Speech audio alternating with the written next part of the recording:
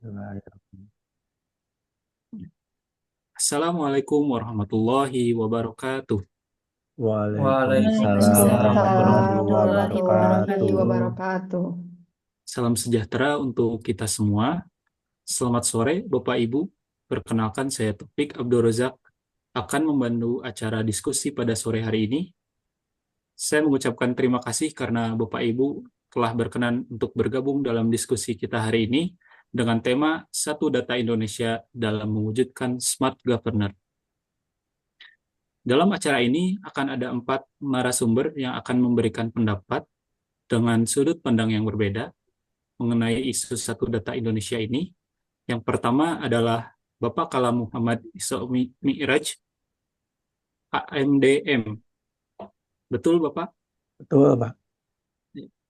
Yang kedua ada Ibu Chandra Dewi Purwati, AMD AB. Betul, Ibu? Betul? Ya. Yang ketiga ada Ibu Femelia Rizky Lestari, AMD KEB. Ya, betul, Pak. Dan yang terakhir ada Bapak Anzaki Ramadhani, AMD TRA. Betul, Pak?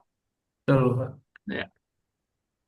Selanjutnya, kita tahu bahwa Peraturan Presiden Nomor 39 Tahun 2019 tentang Satu Data Indonesia menegaskan pentingnya integrasi data lintas instansi agar pemerintah dapat memberikan layanan yang transparan, efisien, dan akuntabel. Namun pada praktiknya, kita masih menghadapi berbagai kendala, seperti data tersebar di banyak instansi, tidak sinkron, dan seringkali sulit diakses oleh ASN maupun masyarakat. Ini ada pertanyaan untuk Bapak Ibu sekalian, bagaimana peran Satu Data Indonesia dalam membangun tata kelola pemerintahan yang cerdas, dan apa tantangannya dari perspektif ASN? Yang pertama, saya mempersilahkan kepada narasumber yang pertama, yaitu Bapak Kalam. Untuk waktu, saya persilahkan. Oke, baik. Terkait perspektif manajemen ASN ya. Oke, terima kasih, moderator. Dari sisi manajemen ASN, penerapan Satu Data Indonesia sebenarnya menuntut adanya perubahan cara kerja birokrasi. Selama ini, data dikelola secara parsial oleh masing-masing instansi tanpa ada standar yang sama. Akibatnya, sering terjadi tumpang tindih data, misalnya dalam bidang penataan ruang. Data spasial provinsi tidak sinkron dengan kabupaten atau kota. Isu utama di sini adalah kurangnya SOP dan integrasi manajemen data di kalangan ASN. Untuk mewujudkan smart governance, kita perlu memperkuat tata kelola ASN, mulai dari peningkatan kompetensi pengelolaan data, memperjelas alur koordinasi, hingga membangun budaya kerja kolaboratif. Dengan begitu, ASN tidak jadi pelaksana administratif, tetapi juga motor integrasi data nasional. Begitu. Terima kasih Bapak Kalam atas pendapatnya. Di Bapak Kalam dari perspektif manajemen ASN. Ya. Saya persilahkan untuk Ibu Chandra Dewi untuk mengemukakan pendapatnya. Saya persilahkan. Terima kasih, Pak Taufik. Saya menambahkan dari sisi Smart ASN ya. Kita semua sepakat, ASN harus adaptif dengan perkembangan teknologi.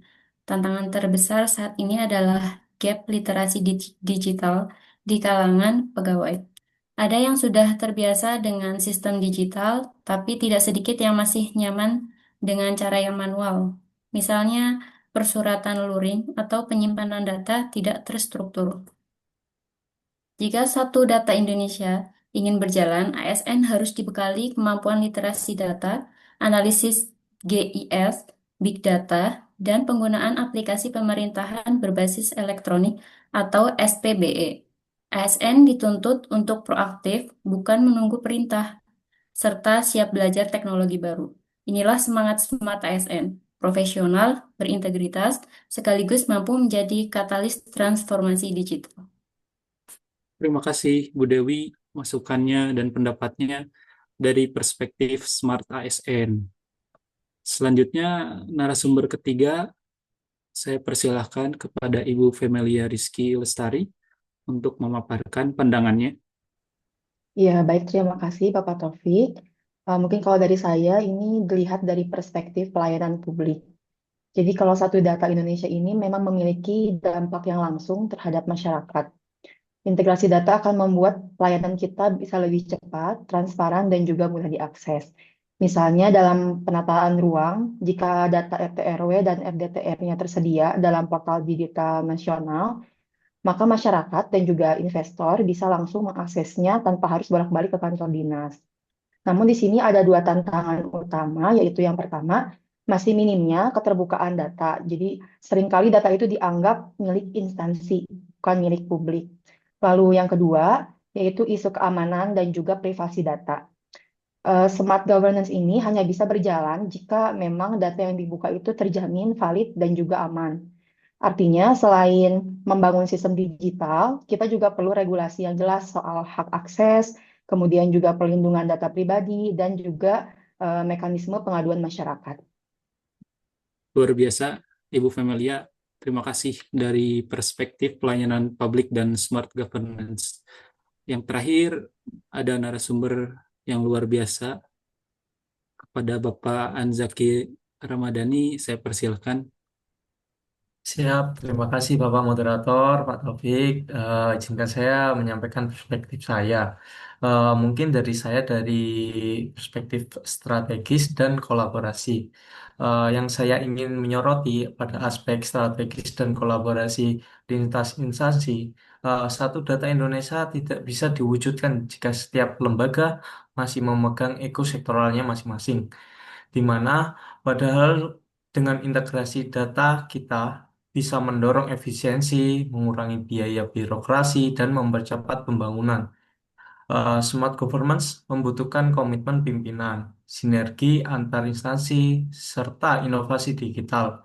Beberapa contoh baik yang sudah ada seperti integrasi data kependudukan Dukcapil yang dipakai lintas sektor atau portal OSS untuk perizinan. Tantangannya sekarang adalah bagaimana model ini diperluas ke bidang lain, termasuk tata ruang, lingkungan, hingga data sosial ekonomi. ASN di semua level harus bersatu karena kunci smart governance adalah kolaborasi, transparansi, dan keberlanjutan. Sekian dari saya, Pak Moderator. Terima kasih. Luar biasa, Bapak Aan dari perspektif strategis dan kolaborasinya. Terima kasih kepada para narasumber atas pandangan yang sangat komprehensif. Dari diskusi ini kita bisa menyimpulkan ada 3 hal penting. Yang pertama, satu data Indonesia adalah fondasi smart governance. Tanpa data yang terintegrasi, layanan publik tidak akan efisien dan akuntabel. Yang kedua, ASN menjadi aktor utama dalam mewujudkan integrasi data, baik melalui peningkatan kompetensi digital, penerapan SOP, maupun perubahan budaya kerja. Yang ketiga, kolaborasi lintas instansi dan keterbukaan data publik. Itu merupakan kunci keberhasilan dengan tetap memperhatikan aspek keamanan dan privasi. Baik, Bapak Ibu sekalian, semoga diskusi ini memberi inspirasi dan semangat baru untuk kita semua, terutama dalam mendorong birokrasi yang lebih cerdas, adaptif, dan melayani. Saya tutup pertemuan pada sore hari ini. Terima kasih. Wassalamualaikum warahmatullahi wabarakatuh. Waalaikumsalam Waalaikumsalam warahmatullahi warahmatullahi Warahmatullahi wabarakatuh. wabarakatuh. wabarakatuh.